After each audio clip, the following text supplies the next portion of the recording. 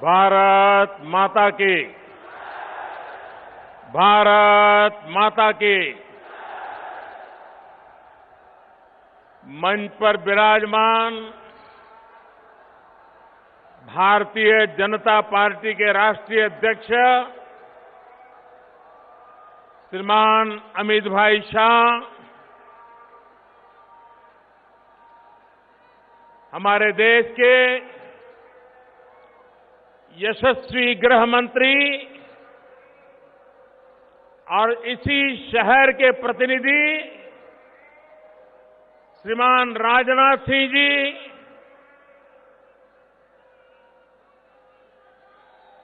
Uttar Pradesh Bharatiya Janata party के युवा अध्यक्ष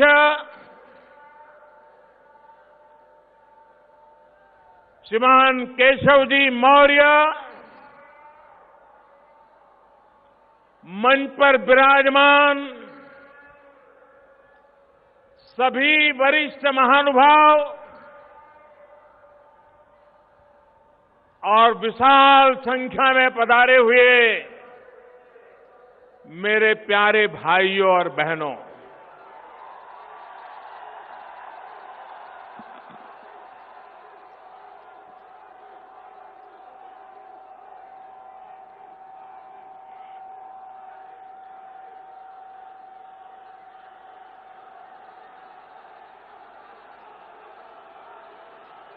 मैं कई वर्षों से राजनीति में हूं। भारतीय जनता पार्टी में राष्ट्रीय स्तर पर संगठन का कार्य करने का सौभाग्य मिला। मुख्यमंत्री के नाते कार्य करने का अवसर मिला।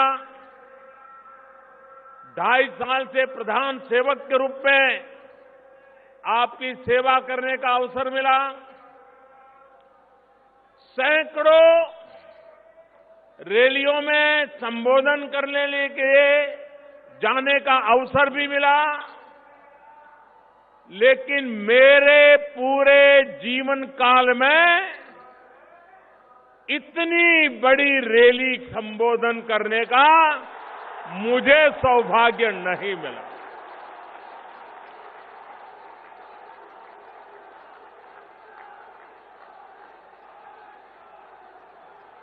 मैं स्वयं जब लोकसभा का चुनाव लड़ रहा था, तब भी हिंदुस्तान के किसी कोने में ऐसा विराट दृश्य देखने का सौभाग्य मुझे नहीं मिला।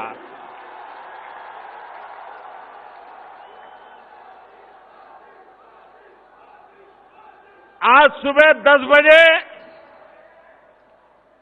दिल्ली में मेरी एक मीटिंग चल रही थी, तो हमारे एक साथी ने मुझे मोबाइल फोन पर यहां लखनऊ के कुछ पत्रकारों ने जो ट्वीट किया होगा, वो ट्वीट दिखाया। उसमें सारे फोटो थे यहां की भीड़ के। तो मैंने ऑफिस के लोगों को बुलाया। मैंने कहा, भाई कहीं गलती तो नहीं हो रही है? ये 10 बजे इतनी भीड़ आ गई है, हमारी तो 2 मीटिंग बाकी है, निकलने का समय देर से है। जरा लखनऊ फोन करके पूछो कहीं हम तो लेट नहीं हो रहे। 10 बजे से भाइयों बहनों, इतनी बड़ी तादाद में आप हमें आशीर्वाद देने के लिए आए। मैं आपका हृदय से अभिनंदन करता हूं, आपका आभार व्यक्त करता हूं।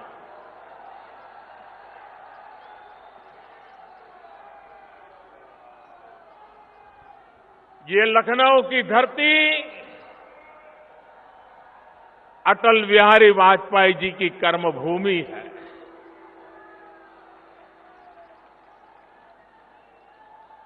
अटल जी जैसे अनेक महापुरुषों ने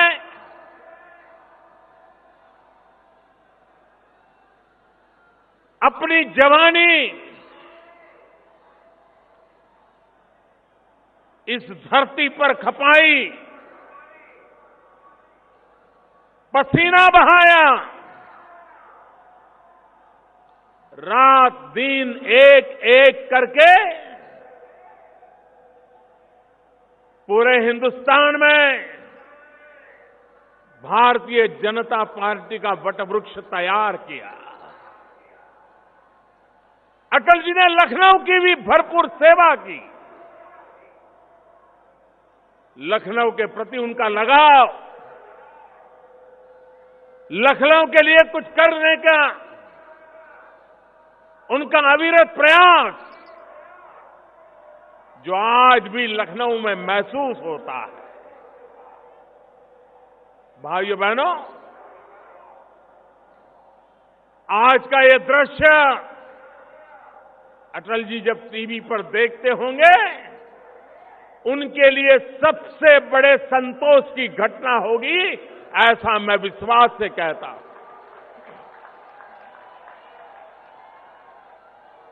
राजस्थान में गवर्नर के रूप में सेवा कर रहे इसी उत्तर प्रदेश के पूर्व मुख्यमंत्री श्रीमान कल्याण सिंह जी अगर आज जयपुर में ये टीवी पर नजारा देखते होंगे तो हम सबको वो वहां से आशीर्वाद देते होंगे। भाइयों बहनों, आपने कमाल कर दिया है, आज कमाल कर दिया।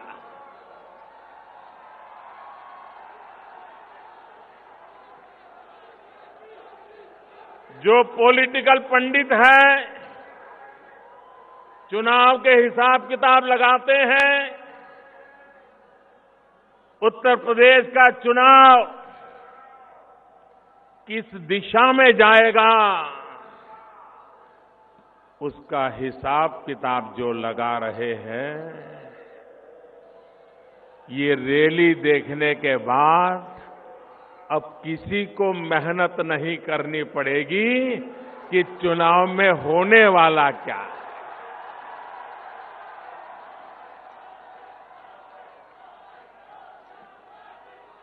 हवा का रुख साफ साफ नजर आ रहा है। भाइयों बहनों, उत्तर प्रदेश की सेवा करने का अवसर भारतीय जनता पार्टी को मिला था। 14 साल बीत गए बीच में।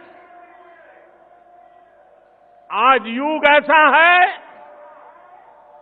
कि सरकार बदलने के 6 महीने में पुरानी सरकार को लोग भूल जाते हैं।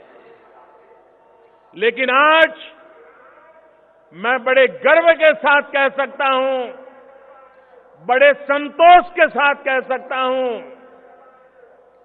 कि कल्याण सिंह जी के नेतृत्व में, राम प्रकाश जी के नेतृत्व में, राजनाथ जी के नेतृत्व में भारतीय जनता पार्टी की जो सरकार चली, आज 14 साल के बाद भी उत्तर प्रदेश के लोग उसे याद करते हैं और वर्तमान सरकारों के साथ उसकी तुलना करते थे। भाइयों बहनों,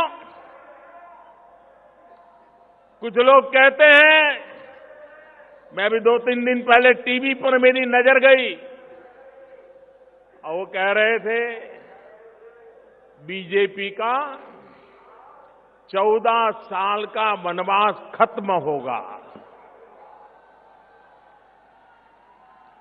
भाइयों बहनों, मुद्दा बीजेपी के वनवास का नहीं है। कितने साल हम रहे, कितने साल निकल गए, भारतीय जनता पार्टी इस तराजू से कभी राजनीति को नहीं तोलती है। और इसलिए मुद्दा बीजेपी के 14 साल के वनवास का नहीं है। मुद्दा 14 साल के लिए उत्तर प्रदेश में विकास का वनवास हो गया है। विकास का वनवास हो गया है। विकास आया नहीं भाइयों बहनों। 14 साल के बाद फिर एक बार उत्तर प्रदेश की धरती पर विकास का नया अवसर आने का ये नजारा मैं देख रहा हूं भाइयों बहनों। देश के प्रधानमंत्री के रूप में राजनीतिक दृष्टि से तो आपने मुझे उत्तर प्रदेश से एमपी बनाया। ये उत्तर प्रदेश ने जी भर करके मेरी मदद की। उसके कारण 30 साल के बाद देश को पूर्ण बहुमत की सरकार मिली। लेकिन भाइयों बहनों, इसलिए उत्तर प्रदेश में बीजेपी की सरकार हो, इतना सीमित विचार मैं नहीं रखता हूं। मेरी सोच हिंदुस्तान के संदर्भ में है।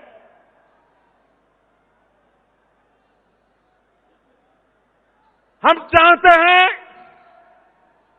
हिंदुस्तान आगे बढ़े। हम चाहते हैं हिंदुस्तान से गरीबी मिटे।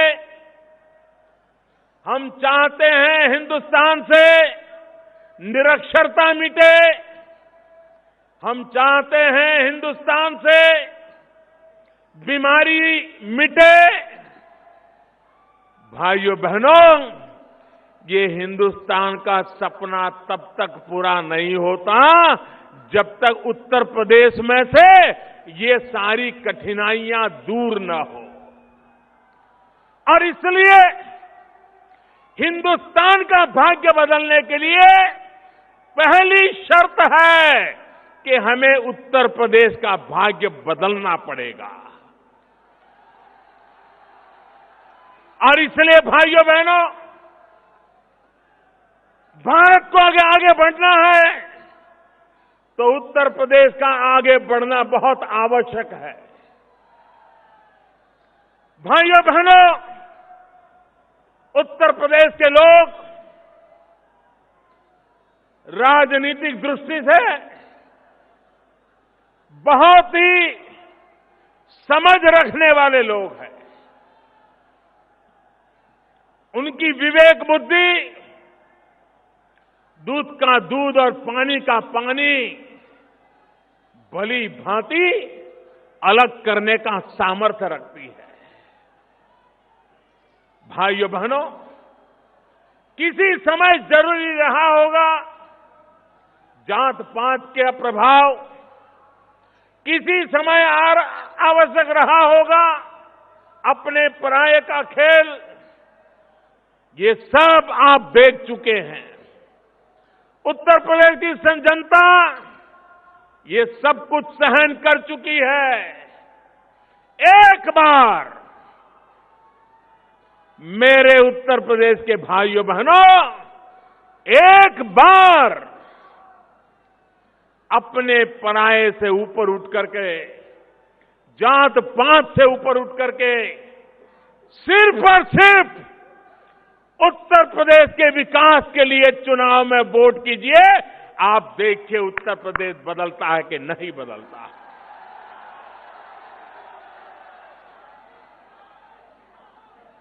और इसलिए भाइयों बहनों, मैं उत्तर प्रदेश से एमपी हूं। यहां कैसी सरकारें चलती हैं मैंने अनुभव किया है। मैंने कभी सोचा नहीं था कि सरकार ऐसी भी हो सकती है। बहुत पीड़ा हुई है मुझे। मेरे अपने बनारस क्षेत्र में कोई रोड बनवाना हो, रास्ता बनवाना हो तो तराजू से तोला जाता था कि किस दल के व्यक्ति की तरफ से सुझाव आया है, उसके बाद तय होता था कि रास्ता बने या न बने। अरे राजनीति के आपके विरोध होंगे,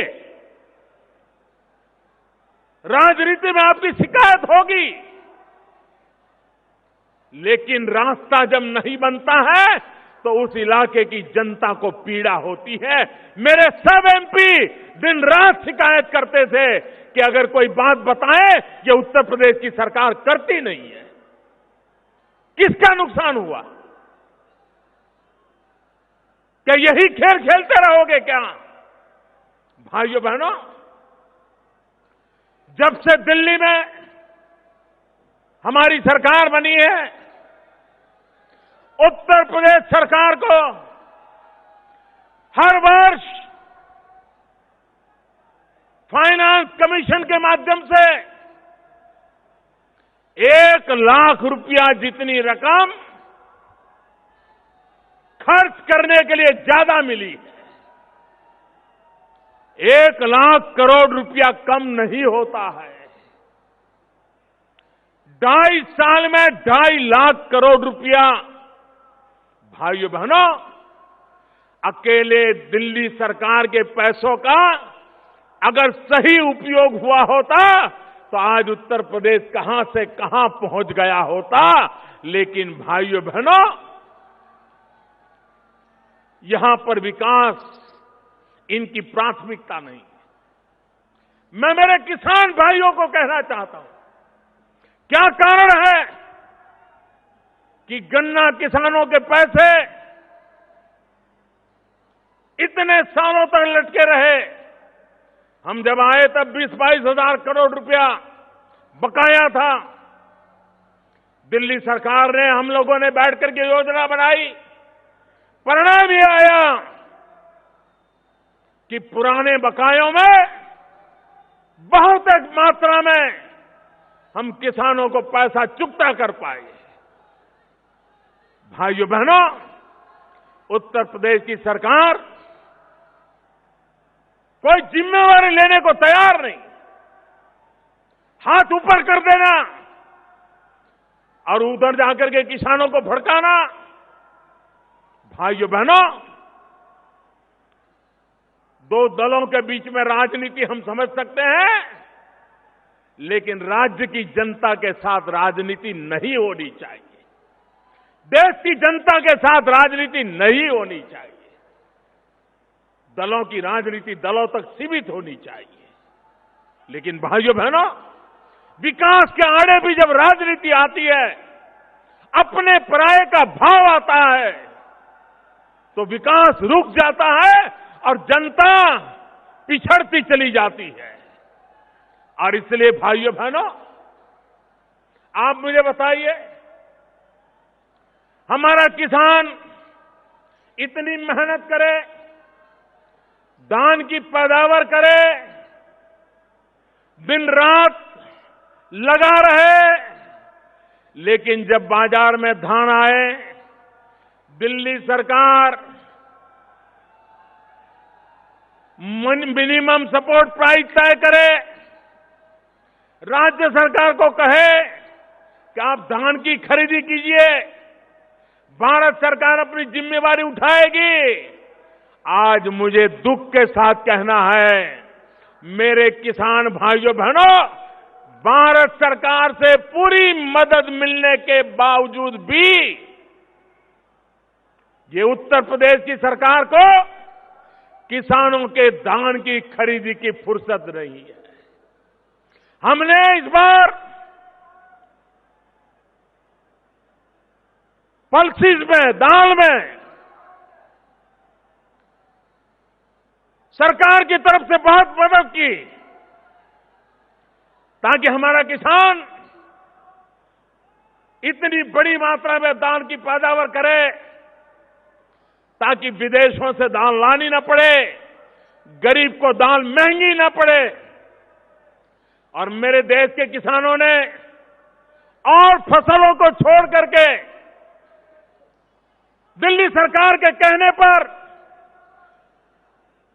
दाल की बुआई की, दाल की पैदावार हुई, लेकिन ये उत्तर प्रदेश की सरकार है, उसे भी खरीदने को तैयार नहीं है। भाइयों बहनों, किसानों की ये हालत हमें मंजूर नहीं है।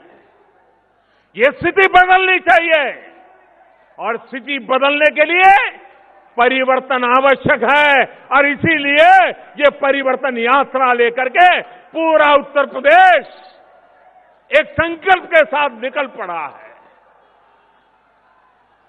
भाइयों बहनों, आप मुझे बताइए, इस देश से भ्रष्टाचार खत्म होना चाहिए कि नहीं होना चाहिए? पूरी ताकत से बताइए, भ्रष्टाचार खत्म होना चाहिए कि नहीं होना चाहिए? भ्रष्टाचार के खिलाफ लड़ाई लड़नी चाहिए कि नहीं लड़नी चाहिए?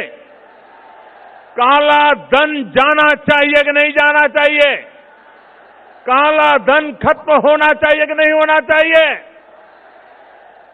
अब देखिए, देश देख रहा है। हम कहते हैं भ्रष्टाचार के खिलाफ लड़ाई लड़ने की बात, काले धन के खिलाफ लड़ाई लड़ने की बात, और आपने पिछले दिनों लगातार सुना होगा, देखा होगा, सारे इकट्ठे हो जाते हैं एक बात पर। आपने कभी सपा बसपा को एक साथ देखा है?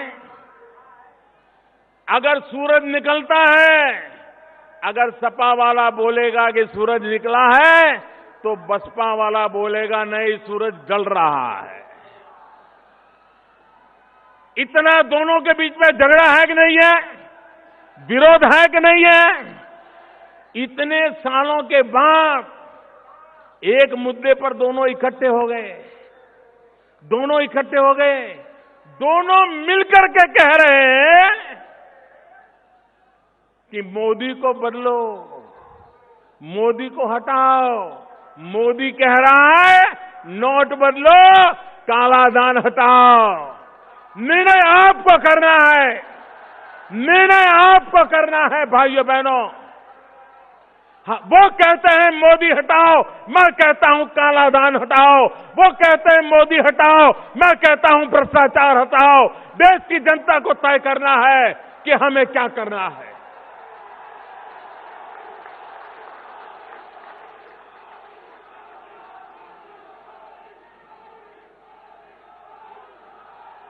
और विरोध कैसी कैसी बातों में। भाइयों बहनों, क्या राजनीति इतनी नीचे गई है? हमें तो आज इस पार्क में आकर के भीमराव आंबेडकर को प्रणाम करना, रमाबाई को प्रणाम करना, हमें गर्व महसूस होता है। लेकिन भाइयों बहनों, अभी 2-3 दिन पहले हमने एक आर्थिक कारोबार के लिए टेक्नोलॉजी के द्वारा रुपयों की लेन देन के लिए भीम नाम की एक मोबाइल ऐप लॉन्च की। भीम नाम इसलिए रखा क्योंकि हिंदुस्तान में बाबा साहब आंबेडकर ने आर्थिक चिंतन में महारत हासिल की हुई थी। आज जो रिजर्व बैंक चल रहा है, उसके प्रणेता कभी बाबा साहब आंबेडकर रहे थे। रुपया क्या होता है, उस पर आज से करीब करीब 100 साल से भी ज्यादा समय पहले, 80 साल पहले बाबा साहब आंबेडकर ने एक विस्तृत निबंध लिखा था। इतने लंबे समय पहले जिस महापुरुष को हिंदुस्तान के रुपये का ताकत का पता था, बैंकिंग व्यवस्था का पता था, आर्थिक कारोबार का पता था, क्या हिंदुस्तान के भविष्य का आर्थिक कारोबार उस भीम के नाम से चले तो किसी के पेट में चूहे क्यों दौड़ रहे हैं, मुझे समझ नहीं आ रही। मैं चाहूंगा हम गांव गांव घर घर जाकर के लोगों को समझाएं, जिसके भी हाथ में मोबाइल फोन हो भीम ऐप को डाउनलोड करे और भीम को याद करते हुए हर घर में भीम का स्मरण हो। ये करके दिखाएं हम। भीमराव आंबेडकर को इससे बड़ी कोई श्रद्धांजलि नहीं हो सकती। भाइयों बहनों, एक तरफ उत्तर प्रदेश की जनता परिवर्तन के लिए कृत संकल्प है, फैसला कर चुकी है और परिवर्तन निश्चित है। भाइयों बहनों, कुछ दल ऐसे हैं जिनका उत्तर प्रदेश में अता पता ही नहीं है। एक दल ऐसा है जो अपने बेटे को प्रस्थापित करने के लिए पिछले 15 साल से कोशिश कर रहा है, लेकिन अभी तक कहीं दाल गलती नजर नहीं आ रही। दूसरा दल ऐसा है, वो इस चिंता में है कि पैसे कहां रखे, वो पैसे बचाने में लगे हैं। दूर दूर की बैंक खोज रहे हैं, जिन बैंकों में पैसे जमा करके निकल जाए, बच जाए। तो एक दल पूरी तरह पैसों को बचाने में लगा हुआ है और तीसरा दल है जो पूरी ताकत परिवार का क्या होगा उसमें लगे हुए हैं। अब उत्तर प्रदेश की जनता को तय करना है कि पैसों के लिए, पैसों को बचाने के लिए पूरी पार्टी जहां लगी हुई है, वो उत्तर प्रदेश को बचा पाएंगे क्या? जो पूरी पार्टी परिवार के उसमें लपट गई है, क्या वो उत्तर प्रदेश को बचा पाएंगे क्या? भाइयों बहनों, आज एक तरफ पैसे बचाने वाली पार्टी, एक तरफ परिवार में उलझी पार्टी, एकमात्र पार्टी भारतीय जनता पार्टी है जो उत्तर प्रदेश को बचाने के लिए आई है। हम ही हैं जिन्हें सिर्फ और सिर्फ उत्तर प्रदेश बचाना है। और इसलिए मैं उत्तर प्रदेश वासियों को कहने आया हूं, कि इस परिवर्तन और आधा अधूरा मत करना। भारी बहुमत से आप भारतीय जनता पार्टी को विजयी बनाइए। आप मुझे बताइए भाइयों, आज देश में सरकार खुद निर्णय कर पाती है कि नहीं कर पाती है? आज इस देश का ऐसा प्रधानमंत्री है, 30 साल के बाद देश को ऐसी सरकार मिली है जिसका हाईकमांड सिर्फ और सिर्फ हिंदुस्तान के 125 करोड़ नागरिक है, दूसरा उसका कोई हाईकमांड नहीं है। किसी के घर जाकर के उसको सर झुकाना नहीं पड़ रहा है। 125 करोड़ देशवासी यही उसके मालिक है, वही उससे जवाब मांग सकते हैं। पहली बार देश को 30 साल के बाद ऐसी सरकार मिली है और उसका कारण आपने पूर्ण बहुमत से सरकार बनाई। उत्तर प्रदेश में भी आधा अधूरा कुछ मत करना,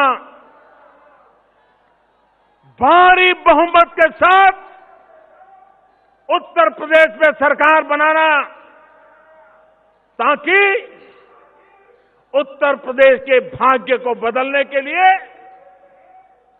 कोई रुकावट न आए। दिल्ली की ताकत पूरी तरह आपके साथ आए, उत्तर प्रदेश की ताकत जुड़ जाए, देखते ही उत्तर प्रदेश बदल जाए। और इसलिए भाइयों बहनों, मैं आपसे आग्रह करने आया, आप मुझे बताइए, उत्तर प्रदेश में सज्जन नागरिक, ईमानदार नागरिक, सिर्फ अपनी छोटे से परिवार को अच्छे ढंग से गुजारा करने वाला नागरिक, अगर दिन रात उसको गुंडागर्दी का सामना करना पड़े, जमीन हड़प करने वालों का सामना करना पड़े,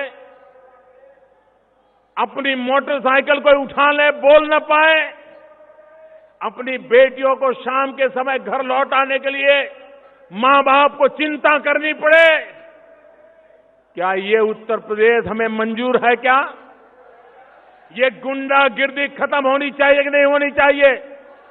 ये जमीनों को लूटने वाले जाने चाहिए कि नहीं जाने चाहिए? सामान्य मांगनी को उसको सुख चैन के जीने का हक मिलना चाहिए कि नहीं मिलना चाहिए? कानून व्यवस्था बनी रहनी चाहिए कि नहीं बनी रहनी चाहिए? भाइयों बहनों, भारतीय जनता पार्टी ने उत्तर प्रदेश की धरती पर जब सरकारें थी, ये करके दिखाया है। और मैं आपको भरोसा देता हूं, हमें अवसर दीजिए, हम इस गुंडागिर्दी को खत्म करके रहेंगे। आपको सुख चैन की जिंदगी जीने का हम वादा करते हैं।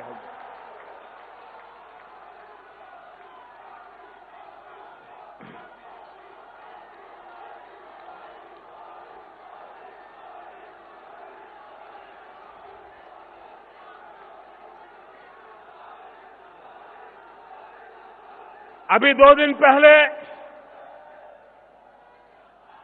नववर्ष प्रारंभ होने से पहले मैंने दूरदर्शन के माध्यम से देशवासियों को संबोधित किया था। जो भी धन जमा हुआ है, मैंने पहले ही कहा था, ये सरकार गरीबों को समर्पित है। और जब मैंने 50 दिन के बाद गरीबों के लाभ के लिए योजनाएं बनाई, गरीबों के घर के लिए योजना बनाई, प्रसूता माताओं के लिए योजना बनाई, गांव के विकास के लिए योजना बनाई, छोटे छोटे कारोबारियों का कारोबार अच्छा चले उसके लिए मदद की योजना बनाई। कुछ लोगों को इससे भी तकलीफ हुई, मोदी पैसा ले ले तो भी वो परेशान, और मोदी गरीबों को पैसे दे दे तो भी परेशान। इनकी परेशानी भाइयों बहनों इस बात की है कि इनकी कुर्सियां हिल रही हैं, कुर्सियां हिल रही है, इसलिए इनको परेशानी हो। ये इररिलेवेंट हो गए। हिंदुस्तान की राजनीति में ये विरोधवाद करते करते इररिलेवेंट हो गए हैं, और इसलिए वो अपनी जमीन खोज रहे हैं, और इसलिए विरोध का रास्ता अपनाने जा रहे हैं। भाइयों बहनों, देश भली भांति इनको पहचान गया है। देश कभी भी ऐसे लोगों को माफ करने वाला नहीं है। और मैं देशवासियों को कहना चाहता हूं, भ्रष्टाचार, काले धन के खिलाफ ये लड़ाई कभी रुकने वाली नहीं है। हम जड़ मूल से उसको उखाड़ करके रहने वाले हैं। ये गरीबों को लूटा गया है, ये गरीबों को लौटाने के लिए हमने ये बीड़ा उठाया है। ये मध्यम वर्ग के लोगों का शोषण किया है, उस शोषण को रोकने के लिए हमने इतनी बड़ी लड़ाई को छेड़ा है। और इसलिए भाइयों बहनों, हमें उत्तर प्रदेश में भी आशीर्वाद चाहिए, आपके आशीर्वाद चाहिए। और आपके आशीर्वाद 2017 का ये नया वर्ष, और मुझे 2017 का मेरा पहला कार्यक्रम सार्वजनिक रूप में मेरे उत्तर प्रदेश में आकर के उत्तर प्रदेश वासियों के आशीर्वाद के साथ आगे बढ़ने का अवसर दे रहा है। इससे बड़ा मेरा सौभाग्य क्या हो सकता है। और इसलिए भाइयों बहनों, मैं एक बात और कहना चाहूंगा। विशेषकर भारतीय जनता पार्टी के कार्यकर्ताओं को कहना चाहूंगा, और दलों के लिए ये चुनाव होगा, और दलों के लिए सत्ता हथियाने का प्रयास होगा, और दलों के लिए कौन एमएलए बने, कौन मंत्री बने, कौन मुख्यमंत्री बने, इसका खेल होगा। भारतीय जनता पार्टी के लिए ये चुनाव सिर्फ हार जीत का मसला नहीं है। भारतीय जनता पार्टी के लिए 2017 का उत्तर प्रदेश का चुनाव एक जिम्मेवारी का काम है, जिम्मेवारी का काम। हमारे ऊपर जिम्मेवारी आने वाली है। हमें अपने आप को उस जिम्मेवारी निभाने के लिए योग्य बना करके आगे बढ़ना है, और इसलिए बहुत बड़ी जिम्मेवारी, और उत्तर प्रदेश की जिम्मेवारी सिर्फ उत्तर प्रदेश से नहीं, उत्तर प्रदेश का प्रभाव पूरे हिंदुस्तान पे होता है। एक प्रकार से हिंदुस्तान को बदलने की नींव ये उत्तर प्रदेश में पड़ी हुई है। उस जिम्मेवारी का चुनाव है, और इसलिए इसे हार जीत का चुनाव मत बनने देना, उसे जिम्मेवारी का चुनाव बनाना।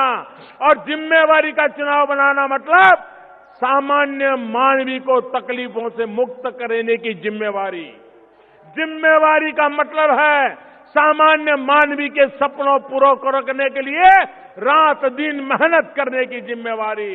जिम्मेवारी का मतलब है भ्रष्टाचार, काले धन से मुक्त उत्तर प्रदेश को सरकार देना।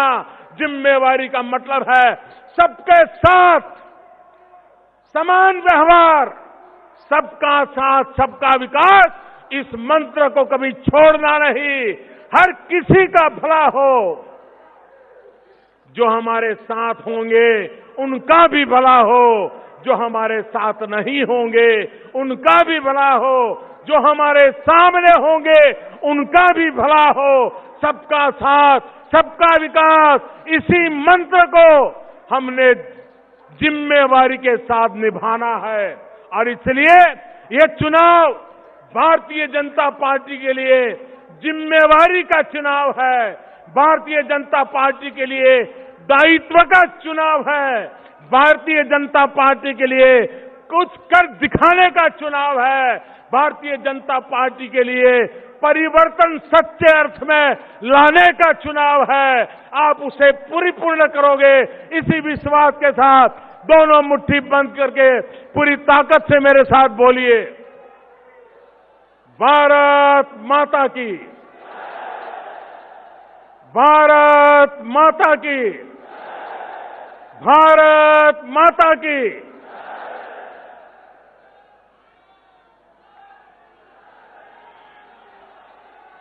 तालियों की जोरदार नारा के साथ मित्रों,